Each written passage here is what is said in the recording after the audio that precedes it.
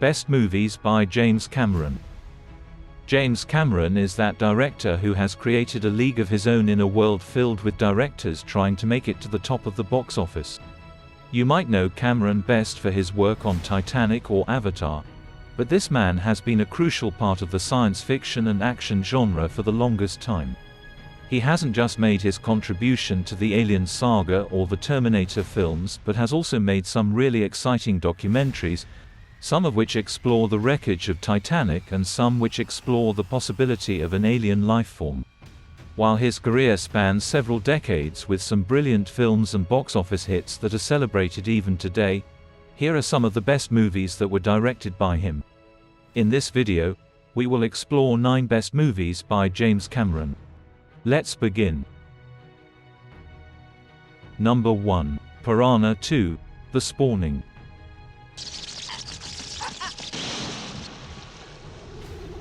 Hotel Elysium, a coastal resort in the Caribbean, is threatened by a series of vicious marine animal attacks. Annie Kimbrough, the diving instructor at the resort, who is also a former marine biologist, has a student who is one of the victims of these attacks, but her estranged police officer husband refuses to let her see the corpse. It isn't long after this incident when 2 women and a man are killed by piranha, which has developed the ability to fly.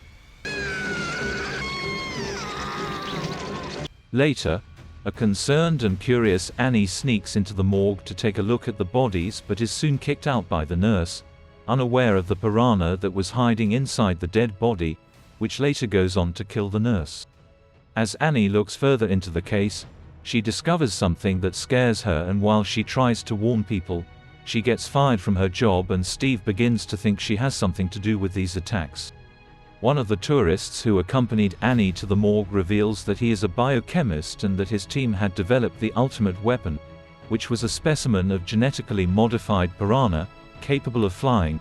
Unfortunately, his team lost a cylinder full of these fish in the water earlier, explaining the events that were occurring. After the piranha attacks and kills a young boy, everyone is on high alert and devises a plan to kill the predators, but will they succeed in their mission? Or will they become the next victims of the piranhas? This film was Cameron's directorial debut, however he had little to no control in the editing process of this film, and it shows. When you compare this film to Cameron's later work, you can notice the stark difference when it comes to the script and the post-production. Despite its flaws, this was classic 1980s horror, simply because it was very different from the other horror films of that decade. The effects were a little cheesy. The killing flying fish, however, was an interesting add-on that made the film stand out from the first part. Number 2. True Lies. Harry Tasker leads a double life. To his wife Helen and his daughter Dana, he is a boring computer salesman often away on business trips, while in reality, he is a secret agent for a US counterterrorism and intelligence agency named Omega Sector. May I see your invitation, please? Sure. Here's my invitation. One day, Harry, along with fellow agents, infiltrates a party in Switzerland hosted by a billionaire, where Harry meets beautiful art dealer Juno Skinner, who is not only Khaled's art dealer, but that she is also being paid by an Islamic terrorist group called Crimson Jihad. Harry visits her undercover as a potential buyer to learn more, which leads to a fight between Harry and the leader of Crimson Jihad, Salim Abu Aziz, and as a result of this, he misses the birthday party that his wife and daughter had planned for him. The next day, when Harry goes over to smooth things over with his wife, he begins suspecting that she might be having an affair. Things go haywire soon enough when Aziz's men kidnap Harry and Helen, taking him away to an island in the Florida Keys. As the events of the film unfold, Harry eventually has to confess to Helen about his secret double life, and what follows is a fight between Harry and the men of Crimson Jihad, with Helen trying to be a helping hand and fighting Juno Skinner. Will Harry and Helen make it back alive to their daughter? Or will Crimson Jihad win this battle? In the lead roles, we have Arnold Schwarzenegger, who plays the role of Harry, and Jamie Lee Curtis, who plays Helen, and if you are looking for a reason to watch this film, look no further. However, if the cast isn't convincing enough, You can watch the film for the plot and the perfect action sequences. This film might be Schwarzenegger's best performance so far, and Jamie Lee Curtis is the perfect embodiment of Helen, making them an iconic duo together. While this is primarily an action film and serves its purpose as one, it also has the occasional bursts of comedy, Stay. making it one of Cameron's most entertaining films. Number 3. Avatar. Welcome to your new body, Jake. Good. The film is set in the year 2154, when humans have exhausted Earth's natural resources, leading to a severe energy crisis. The Resources Development Administration mines a valued mineral called unobtainium on Pandora. This is why we're here. Unobtainium. Whose atmosphere is poisonous to humans, and is inhabited by the Na'vi, a species of 10-foot-tall, blue-skinned, sapient humanoids, that live in harmony with nature, unlike humans. To explore Pandora's biosphere, scientists use Na'vi-human hybrids called avatars, which are being operated by genetically matched humans. The story revolves around paraplegic Marine Jake Sully, who is rescued by Neytiri, a female Na'vi, and later initiates Jake into their society. The head of the RDA promises Jake that in exchange for him gathering knowledge of the indigenous race and their culture for the cooperating military unit, he will undergo a spinal surgery that will fix his legs. As the film proceeds, over the next 3 months, Jake falls in love with Neytiri and grows to be more sympathetic and understanding towards the Na'vi tribe. However, the happiness comes to end when the head of the RDA decides to go ahead with his plan and his ruthless extermination tactics. Jake must now take a stand and fight for the fate of what could be his new home and family. The planning for this film began in 1994 and it was finally released in 2009, which meant over a decade of actually bringing the film to its finish, and it was worth it. Avatar became one of the biggest films of the century, not just because of the script or cast, but because of how visually stunning the film was. The movie has some very intricate details to it, for example, the language used by Na'vi, which took years to develop to perfection. Avatar was the perfect example of visual storytelling and won 3 Academy Awards for cinematography, art direction, and visual effects. Number 4. Titanic. In the year 1912, Rose DeWitt Bacata, along with her wealthy fiancé Caledon, and her mother, Ruth, board the Titanic. Ruth makes sure that Rose is aware that her marriage to Cal will resolve their family's financial problems and maintain their status in society. Meanwhile, we see Jack Dawson, a poor young artist, winning a third-class Titanic ticket in a poker game, as he gets on board the Titanic. After the ship sets sail, Rose is distraught over her loveless engagement, and climbs over the railing, intending to jump overboard and end her life when Jack appears and persuades her back onto the deck. This is the beginning of Jack and Rose's friendship, which soon blossoms into a romantic relationship despite the trials and tribulations. Where to, miss? To the stars. However, this doesn't last for too long when the ship collides with an iceberg. The situation gets a lot more serious as the ship starts sinking and people run for their lives, trying to get to safety with the help of lifeboats. Rose declines her opportunity to safety as she chases after the love of her life, unwilling to leave without him. Eventually, all the lifeboats depart and Jack finally manages to get Rose onto a wooden panel in the freezing cold water.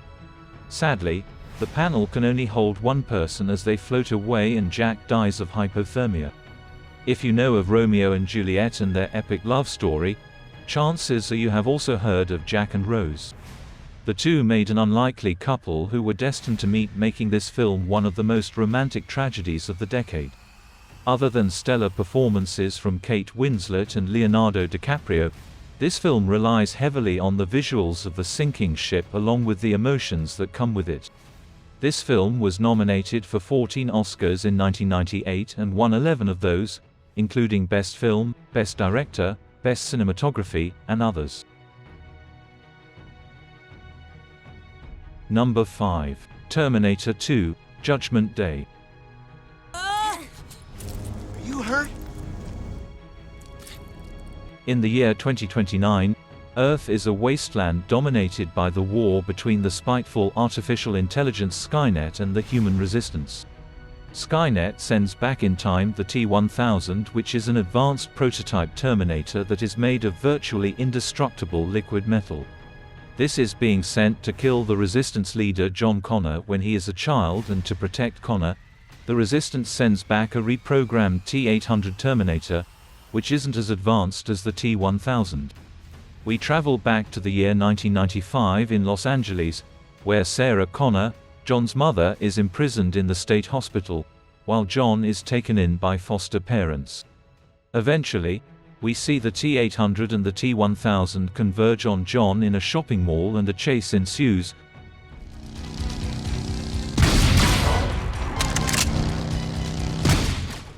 But John and the T-800 manage to escape together. However, he is unable to see his foster parents from it.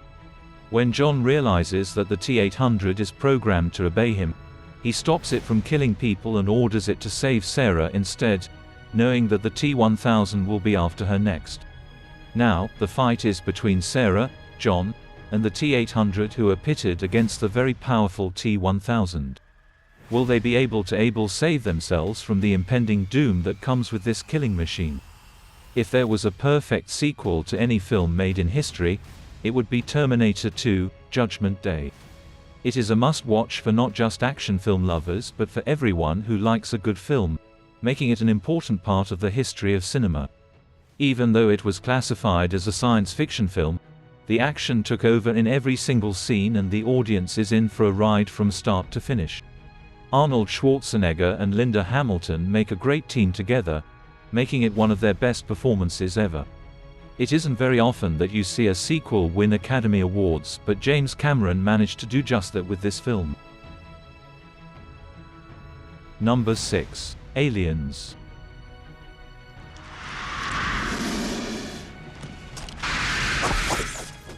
This film takes place 57 years after the 1979 Alien film and its sole survivor, Ellen Ripley. Now, Carter Burke and Colonial Marine Lieutenant Gorman ask Ripley to accompany them to investigate the terraforming and mining colony on LV-426.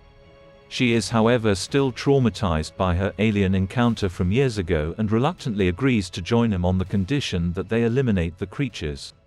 After they reach LV-426, they find 2 live facehuggers in contamination tanks and a scarred young girl named Newt, who becomes a part of their journey.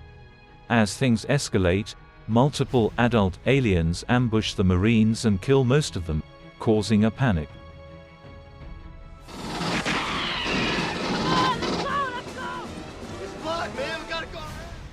This prompts Ripley to take control of the situation to try and rescue the rest of the team, but things don't go as planned when they barricade themselves inside the colony.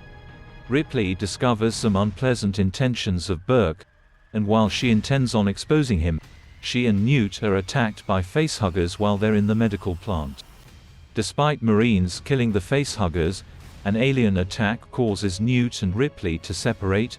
Ripley and Hicks reach Bishop in another dropship, but Ripley is determined on saving Newt, unwilling to leave the little girl behind. A heavily armed Ripley now has to fight an alien queen, but will she survive? Will she be able to save Newt and return to Earth safely? One of the best films of the Alien saga and an excellent sequel to Alien, Aliens transports its viewers to another world altogether, by steering away slightly from science fiction horror, and focusing more on science fiction action. The audience was thrilled after this film because no one believed that Aliens could be better, or even come close to the 1979 film, Alien. Ripley and Newt are 2 characters that steal the show by bringing an emotional aspect to this otherwise thrilling film. It had multiple groundbreaking scenes and no one could predict what would happen next, making it a great addition to the Alien saga. Number 7. The Abyss.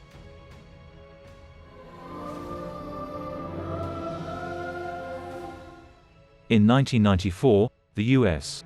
Ohio-class submarine USS Montana had an encounter with an unidentified submerged object and sinks near the Cayman Trough, and the United States government believed that the Russians were responsible for this crash. They then enlist the help of a team of underwater drilling platform workers who will help the deployed Navy SEALs locate the crash site. In the midst of this, Dr. Lindsay Brigman insists on going along with the SEAL team, whose current foreman is her estranged husband, Virgil Brigman, or as they call him, Bud. They use the Deep Core, which is a privately owned experimental underwater drilling platform, as a base, and begin their investigation. Lindsay spots something strange during the initial phase, which she later calls a non-terrestrial intelligence, or NTI. A horrendous storm makes their investigation a lot harder, even killing some of the crew members, damaging the platform, and cutting their communication with those on the surface. They soon realize that a war is looming over their heads and they must do everything in their power to try and stop it.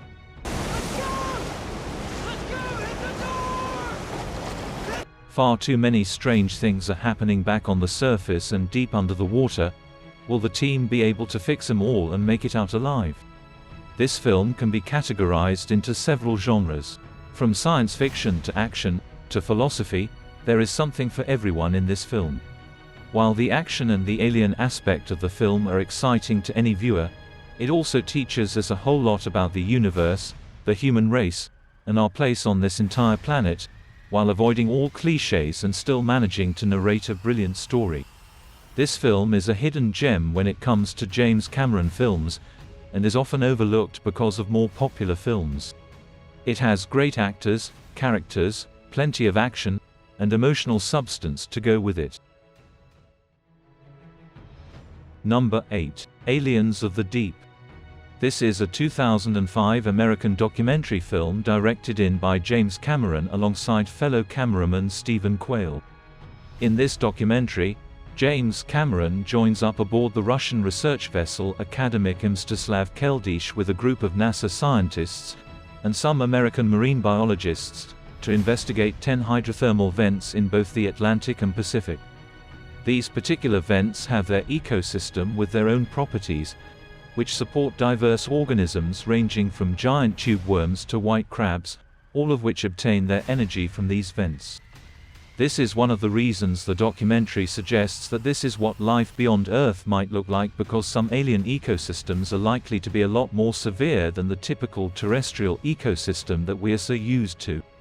This documentary is proof that Cameron is very fascinated with oceans and extraterrestrial life, the knowledge of which he uses in some of his films, making him even more intricate and detailed. Although people expected Cameron to come in with a feature film, he continued on his documentary film route, and while some were disappointed, the rest were thrilled with Aliens of the Deep.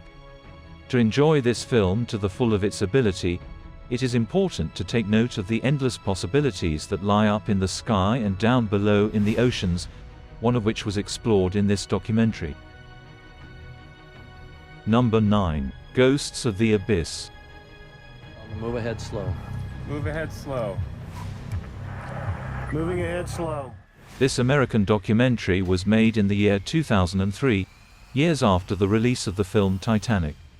In Ghosts of the Abyss, James Cameron returns to the site of the 1912 wreck of the RMS Titanic with a team of history and marine experts, along with his friend Bill Paxton, who played the role of Brock Lovett in the 1997 Titanic, embark on an adventure back to the final grave of 1,517 people that were killed in 1912.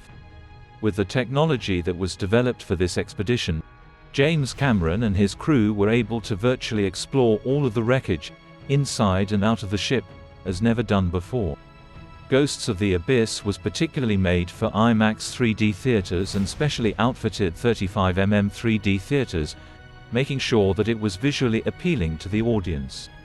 Cameron and his team bring audiences to sites that haven't been seen since the sinking and explore the reasons behind the fascination of this ship, which continues to be a topic of conversation throughout the world.